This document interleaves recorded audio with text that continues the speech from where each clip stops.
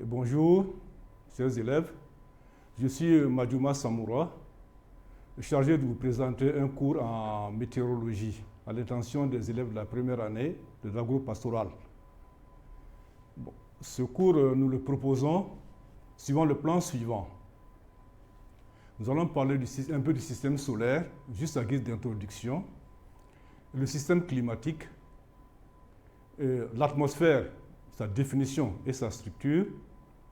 Ensuite, on va arriver maintenant à la météorologie et des météores pour vous expliquer un peu. Ensuite, on va voir plus tard différents types de météores. Vous avez les météores gazeux, aqueux, lumineux, électriques, pour ensuite finir par la composition chimique de l'atmosphère. Bon, ceci dit, nous allons commencer par le système solaire. Que veut dire système solaire? C'est un ensemble d'étoiles qui tournent autour du Soleil. Le Soleil aussi fait partie, c'est aussi une étoile, mais il est incandescent, c'est-à-dire qu'il émet de la chaleur. Et cette chaleur qui va déterminer le comportement de l'atmosphère des autres planètes qui tournent tout autour. Bon, les plus grosses étoiles sont gazeux, tels que le Soleil et Jupiter, qui sont un peu plus loin du Soleil.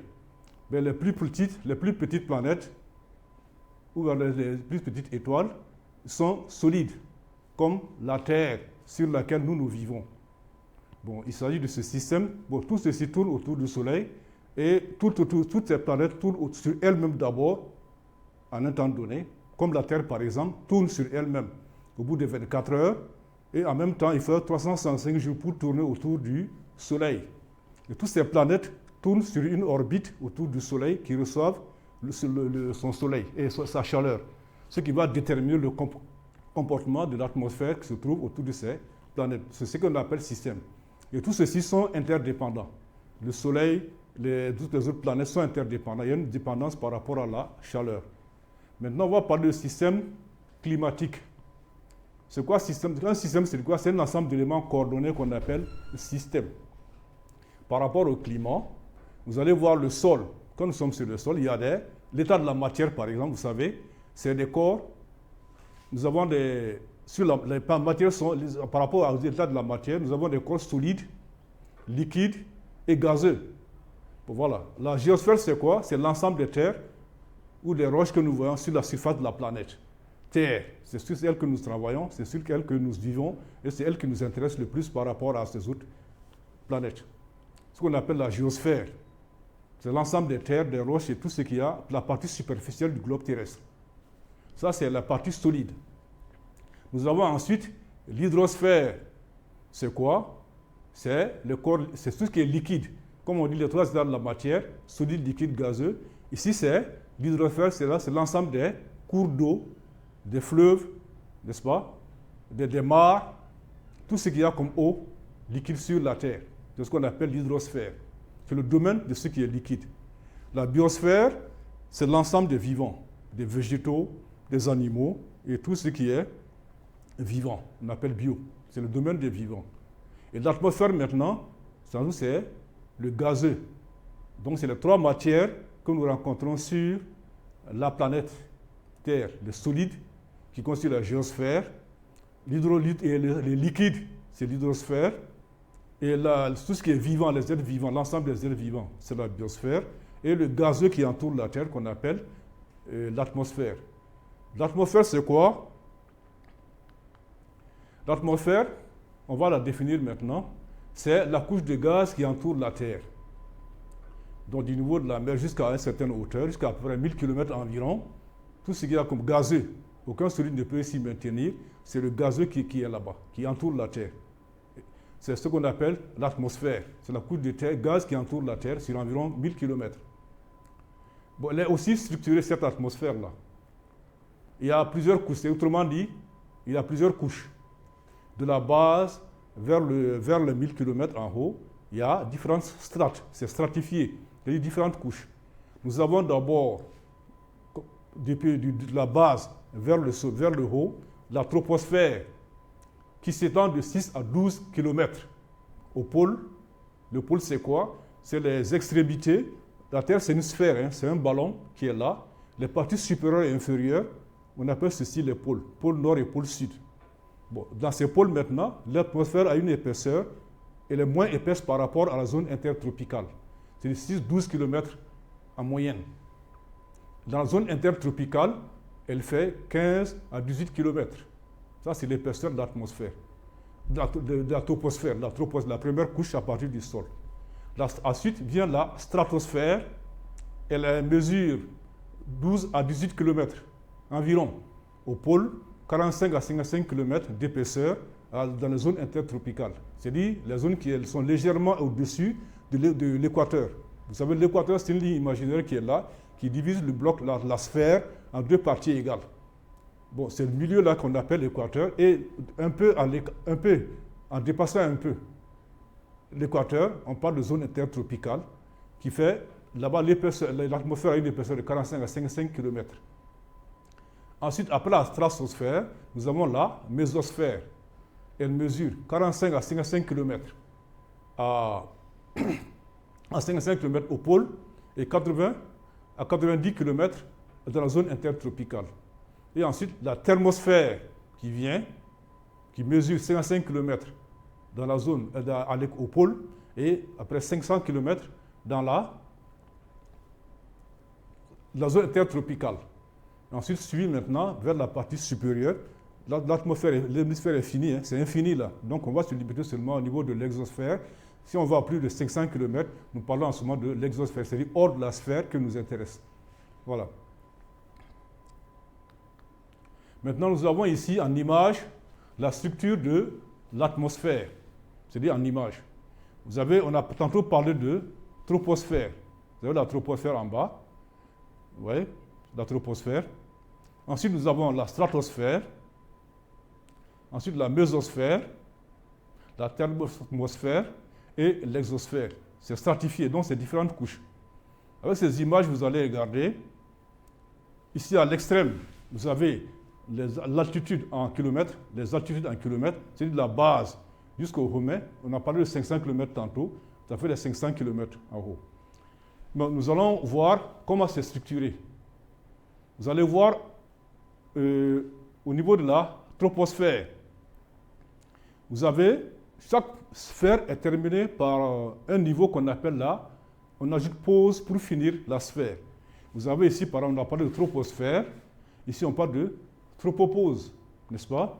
Ici on a parlé de stratosphère, ici on va parler de stratopause, vous voyez? Ici on va parler de mésosphère, on va parler de mésopause, c'est la partie terminale de la couche, n'est-ce pas? Et la thermosphère qui est là, on parle de thermopause pour monter la partie terminale de cette couche. Et au-delà maintenant, il y a l'exosphère.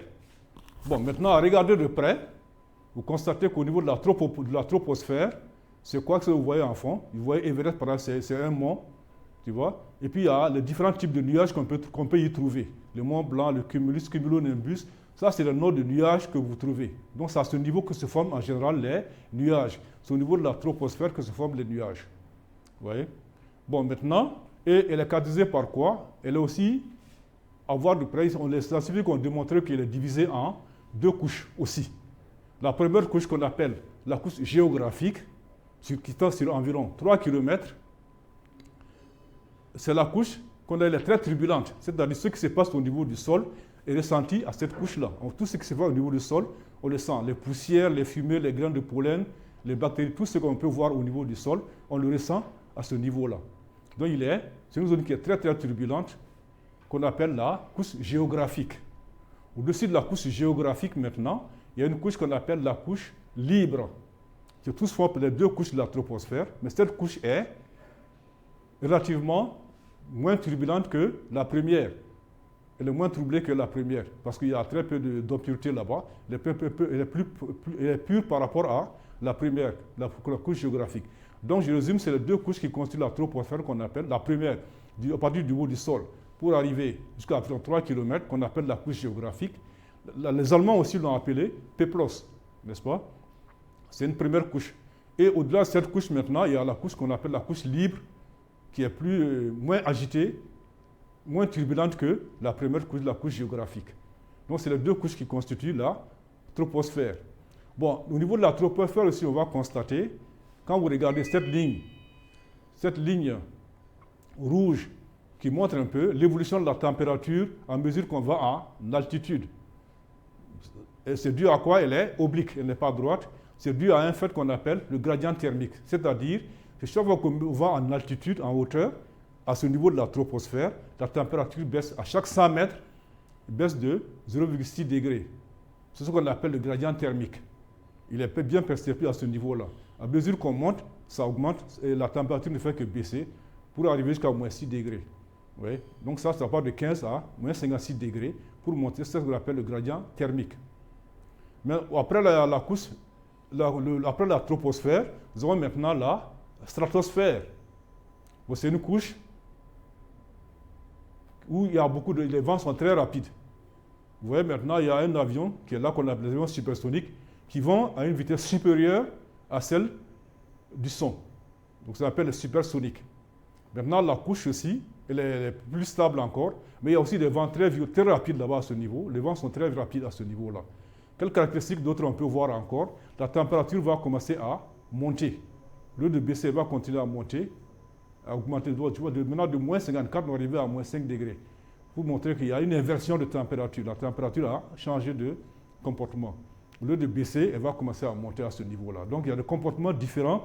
Quand vous regardez la couche, la courbe rouge, c'est le comportement différent de la température en fonction de la hauteur, en fonction de différentes couches de l'atmosphère. Bon, à ce niveau, après la troposphère, la stratosphère, nous avons la mésosphère. Vous avez, elle aussi, écrasée par quoi? Une inversion de température. Les températures vont commencer encore à baisser. Vous voyez, jusqu'à moins 90 degrés Celsius. Et à ce niveau, on constate que sur l'autre côté, des sortes de nuages. Des nuages qui brillent souvent la nuit. Des nuages nocturnes lumineux. Des nuages qui brillent souvent la nuit. Donc, c'est la caractéristique de cette couche. Bon, après la mésopause, maintenant, nous arrivons à la thermosphère, bon, qui est tenue par la thermopause. Et à ce niveau, vous voyez, c'est les aurores polaires, des étoiles filantes. Vous connaissez les étoiles filantes. Souvent, quand vous êtes assis la nuit, on a l'impression que c'est une étoile, quelque chose de brillant, c'est une étincelle qui tombe du ciel. C'est ce qu'on appelle étoile filante. Après, vous avez aussi d'autres phénomènes qu'on appelle les aurores polaires. C'est des formes de flammes multicolores qu'on peut voir briller peut-être de loin, qu'on appelle là les étoiles polaires, les aurores polaires. Bon, ensuite, maintenant, vous allez au niveau de la thermosphère, ce qu'on appelle là l'exosphère. C'est le domaine des navettes spatiales que vous voyez. On appelle ici navettes spatiales. C'est ce que vous voyez, on va en avoir les satellites, les navettes pour placer les satellites et ainsi de suite. C'est ce qu'on appelle la couche, c'est l'exosphère. Bon, maintenant, après avoir défini l'atmosphère, vous allez voir maintenant qu'est-ce que la météorologie au vrai sens du terme. La météorologie, c'est quoi? Vous avez la définition et la science qui étudie les comportements de l'atmosphère et leurs conséquences sur l'environnement et les activités humaines. C'est très important à comprendre. C'est, comme on dit, l'atmosphère, c'est un fluide, il est gazeux, donc il est fluide, il est susceptible de mouvement. Il peut prendre la forme du modèle que donc il va varier en fonction de l'évolution de la température.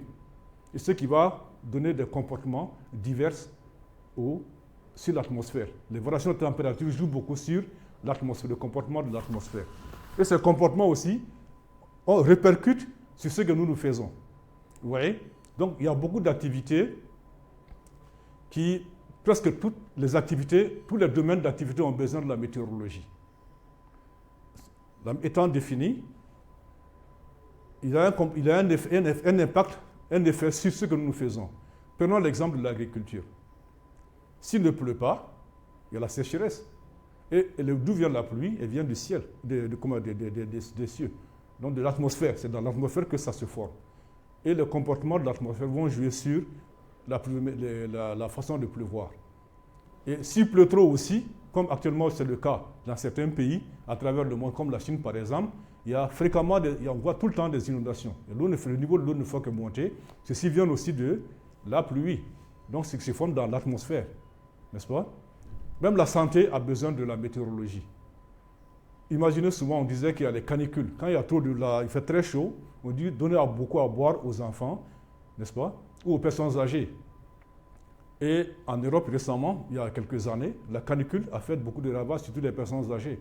Ils ne sont pas trop habitués à ces sécheresses-là. Donc, c'est le comportement de l'atmosphère qui fait qu'il fait souvent très chaud ou bien qu'il fait très froid. Je vous dis, même le domaine de l'énergie, vous avez des panneaux solaires. S'il n'y a pas de soleil, qu'est-ce que ça veut dire? Le panneau ne marche pas bien. Ou suivant les éoliennes qui font tourner en fonction du vent. Bon, s'il n'y a pas assez de vent, il y a pas les fonctions ne fonctionnent pas bien. Les éoliennes ne donnent pas très bien. Bon, récemment, la directrice et une responsable de Mali Météo disait que souvent, on leur fait recours pour l'approvisionnement en eau des barrages. Avec quoi? Les avions qu'on appelle les petits avions qui sont pour faire provoquer les pluies provoquées. Donc s'il y a des problèmes d'eau dans les barrages, on peut faire appel à ces choses. S'il y a des possibilités, faire tomber la pluie pour alimenter les réservoirs de barrages, augmenter le niveau des réservoirs des barrages. Même l'armée aussi a souvent besoin de météorologie. Imaginez qu'on veuille parachuter. Le parachutage, s'il y a trop de vent, ça peut compromettre. À un moment donné, il y a des moments précis qu'il faut agir. S'il y a trop de vent, ça peut compromettre nos opérations. Bon, bref, on en passe. Et c'est ce que je veux dire maintenant. À partir de là, vous comprenez que la météo a un effet sur ce que l'homme fait. Et même les comportements. Les agricultures, pour faire l'agriculture, il faut de l'eau. S'il n'y a pas assez d'eau, ça pose problème. S'il y a trop d'eau, c'est des problèmes aussi. De façon modérée, c'est la météo qui va s'occuper de voir, l'analyser, qu'est-ce qu'il y a comme chose à faire, comme comportement. Et beaucoup d'autres activités. Bon, maintenant, nous allons voir, c'est quoi un météore? Parce que le mot vient là, il y a le mot dans la météorologie, il y a le mot météore là-dedans. C'est quoi un météore? C'est tout phénomène observé dans l'atmosphère. N'est-ce pas? Donc, c'est beaucoup de phénomènes qu'on peut observer dans l'atmosphère, qu'on peut voir. Vous avez différents types de météores. Vous avez ici des météores gazeux, comme on dit dans l'atmosphère, il y a des gazeux là-bas. Imaginez le météore gazeux, exemple, c'est les vents. Il y a différents types de vents. Et le vent, ils ont le nom en fonction de la vitesse. Le vent est très fort, il est moins fort, il est très rapide, il est moins rapide. On donne le nom en fonction de cela. On parle tantôt de cyclones, n'est-ce pas? De brises, ainsi de suite. Des alizés. Donc, c'est des vents, différents types de vents que nous voyons. Ça, c'est des météores gazeux. Bon, on parle de météores aqueux aussi, c'est des météores qui contiennent de l'eau, qui sont liquides, qui ont de l'eau. Comme la pluie, par exemple, les grêles, les neiges, ça, c'est des météores aqueux, ils contiennent de l'eau. La rosée aussi. C'est quoi la rosée? Souvent, quand vous rentrez dans un champ très tôt le matin, à la sortie, vous voyez que toute votre tenue est trempée, due à ces gouttes d'eau qui sont sur les feuillages des plantes. Et ces gouttes se déposent sur les choses la nuit, quand il fait moins chaud. Et c'est ce qui fait que ça, ils viennent du ciel, ils viennent de l'atmosphère. Donc, on s'appelle ainsi les météores aqueux. Nous avons aussi les météores électriques. C'est quoi? C'est les éclairs, c'est les foudres qu'on appelle météores électriques, parce qu'ils se déroulent dans l'atmosphère, ce qu'on appelle les météores électriques. Nous avons aussi des météores lumineux. Vous avez des éclairs.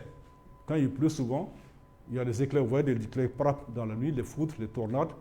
Les foudres, c'est ce qu'on appelle les météores. C'est le météore lumineux. Ce sont les météores lumineux. Vous avez des exemples de météores lumineux ici. Vous avez en un, vous avez l'arc-en-ciel. Vous voyez? C'est quoi? L'arc-en-ciel. Vous avez le halo. Vous avez ici les couronnes. Et aussi, vous avez les éclairs. C'est le type de météore que nous voyons. L'arc-en-ciel, c'est quoi? C'est lorsque la lumière du soleil rencontre des particules d'eau en suspension dans l'atmosphère et ces particules sont décomposées en... La lumière est décomposée en ces différentes couleurs. La lumière blanche, c'est quoi? C'est un ensemble de 7 couleurs qui forment la lumière blanche. Donc, c'est ce qui quand la lumière du soleil rencontre les particules du soleil, il décompose la lumière blanche dans ces différents éléments qui sont le rouge, l'orange, le jaune, le vert, le bleu, le violet et l'indigo. Donc c'est l'ensemble de ceux-ci qui vont former l'arc-en-ciel. Vous voyez l'image, l'arc-en-ciel. Et puis vous avez aussi le halo. Le halo, c'est quoi? On peut parler de halo lunaire ou bien de halo solaire. Le halo, c'est quoi? C'est un cercle dont les bords sont réguliers qui entoure le soleil ou la lune quand il y a assez de particules d'eau dans l'atmosphère, donc à haute altitude. Ce qu'on appelle le halo. Il peut être lunaire ou solaire. Nous avons aussi les couronnes. Les couronnes, c'est quoi? C'est aussi des taches qui entourent les astres, les planètes, la lune ou le soleil. Et là, vous avez, contrairement au halo, là, la forme ici est irrégulière. Le halo est régulier, alors que là, la forme est irrégulière. Hein? Donc, c'est ce qu'on appelle la couronne. Bon, vous avez ici les éclairs, c'est quoi? C'est lorsque il y a les nuages sont polarisés. Ils ont des pôles plus et moins, tout comme les fils électriques que vous avez à la maison. Quand vous faites le plus et le moins, vous approchez les uns, ça fait masse. Donc c'est le même phénomène qui se produit ici dans l'atmosphère avec les nuages qui sont polarisés plus-moins. Bon, la composition maintenant, dans l'atmosphère il est structuré, il a différents étages que nous avons vus, mais aussi il a une composition chimique, l'atmosphère. Et ces éléments essentiels sont quoi? C'est l'azote, c'est l'oxygène, le CO2, n'est-ce pas? Les gaz rares, l'ozone, le krypton, ainsi de suite. L'azote, à lui seul, constitue 75% de la masse de l'atmosphère. Et les deux, l'azote et l'oxygène, sont les principaux gaz de l'atmosphère et les principaux éléments chimiques de l'atmosphère. Ils ont un rôle très important à jouer. L'azote, vous avez des plantes, comme on dit, quand vous passez de l'arachide ou de le haricot, on dit qu'ils sont très riches en protéines.